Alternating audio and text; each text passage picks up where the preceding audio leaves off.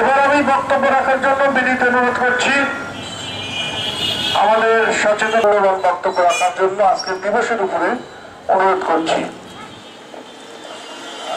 সমরাস্ত্র ব্যবহার করা হচ্ছে, ফলে আমাদের এই যে পৃথিবীতে এক ধরনের ভয়ঙ্কর পরিবেশ কাজে ব্যবহার হয় তা না।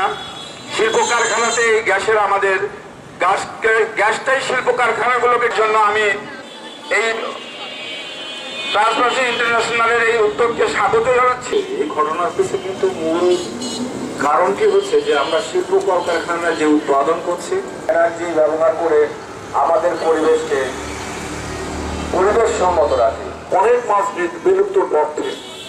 এগুলোর কারণ কি? অতিরিক্ত আমরা কীটনাশক ব্যবহার করি।